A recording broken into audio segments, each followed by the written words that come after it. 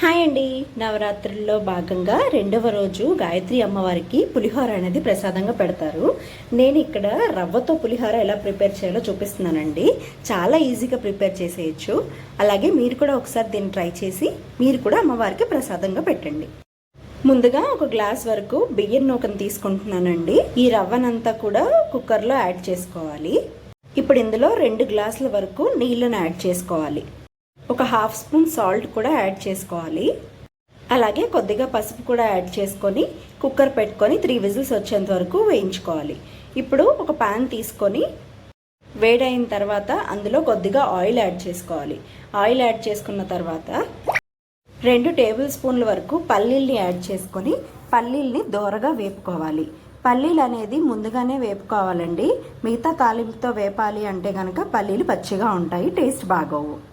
పల్లీలు ఇలా దోరగా వేగిన తర్వాత పక్కకి తీసుకొని ఇప్పుడు ఇందులో హాఫ్ స్పూన్ ఆవాలు, హాఫ్ స్పూన్ జీలకర్ర, 1 స్పూన్ మినప్పప్పు అండ్ అలాగే 1 స్పూన్ వరకు శనగపప్పును కూడా యాడ్ చేసుకోవాలండి. నేను ఇక్కడ 1 స్పూన్ వరకు జీడిపప్పును కూడా యాడ్ చేసుకుంటున్నాను. ఇది ప్యూర్లీ ఆప్షనల్ మాత్రమే. ఇప్పుడు ఇందులో 4-5 వెల్లుల్లి రెమ్మలని చిన్న ముక్కల కింద కట్ చేసుకొని ఇందులో యాడ్ చేసుకోవాలి. ఈ పోపు మొత్తాన్ని కూడా బాగా మిక్స్ చేసుకోవాలండి. తాలింపు వేగిన తర్వాత ఇందులో కొద్దిగా ఇంగువను కూడా యాడ్ చేసుకొని మిక్స్ చేసుకోవాలి. ఇప్పుడు ఈ తాలింపు మొత్తం కూడా షిఫ్ట్ చేసుకొని వేరే బౌల్లోకి యాడ్ చేసుకోండి. ఇప్పుడు అదే ప్యాన్లో కొంచెం ఆయిల్ యాడ్ చేసుకొని ఒక పెద్ద నిమ్మకాయ సైజ్ అంత చింతపండును నానబెట్టుకొని దాంట్లోంచి గుజ్జును మొత్తం కూడా ఎక్స్ట్రాక్ట్ చేసుకొని ఇందులోకి యాడ్ చేసుకోవాలి. ఇప్పుడు ఇందులో ఒక పెద్ద స్పూన్ ఉప్పు, 1 స్పూన్ పసుపు అండ్ అలాగే 1 స్పూన్ బెల్లం పొడిని కూడా యాడ్ చేసుకోవాలండి. ఈ బెల్లం పొడి వేయడం వల్ల పులుపు అనేది విరుగుతుందన్నమాట.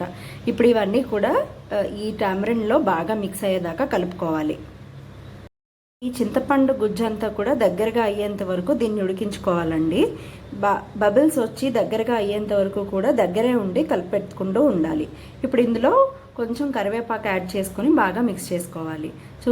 ఈలోపు మనం కుక్కర్లో ఉడకబెట్టుకున్న రవ్వని తీసుకొని ఒక బౌల్లోకి దాన్ని చల్లారి పెట్టుకోవాలండి. ఇప్పుడు ఇందులో మనం ఫస్ట్ వేయించుకున్న పోపునంతా కూడా ఇందులో యాడ్ చేసుకోవాలి. అలాగే స్టవ్ మీద చిక్కబడిన చింతపండు గుజ్జును కూడా స్టవ్ ఆఫ్ చేసేసుకొని ఇప్పుడు ఆ రవ్వ మిక్స్చర్లోకి యాడ్ చేసేసుకోవాలండి. ఈ చింతపండు గుజ్జంతా కూడా రవ్వలో బాగా కలిసేలాగా ఉండలు లేకుండా చక్కగా కలుపుకోవాలి. అంతేనండి, ఎంతో టేస్టీగా ఉండే రవ్వ పులిహోర రెడీ. ఎప్పుడూ రైస్తోనే కాకుండా ఇలా అప్పుడప్పుడు రవ్వతో కూడా ట్రై చేస్తూ ఉండండి. టేస్ట్ చాలా బాగుంటుంది అండ్ ఇది చేయడం కూడా సేమ్ పులిహోర లాగే ఉంటుంది. సింపుల్ ప్రాసెస్లోనే అయిపోతుంది. అయితే మీరు కూడా ఒకసారి మీ ఇంట్లో ట్రై చేసి మీకు ఎలా వచ్చింది అనేది నాకు కామెంట్ సెక్షన్లో కామెంట్ చేయండి. Thank you.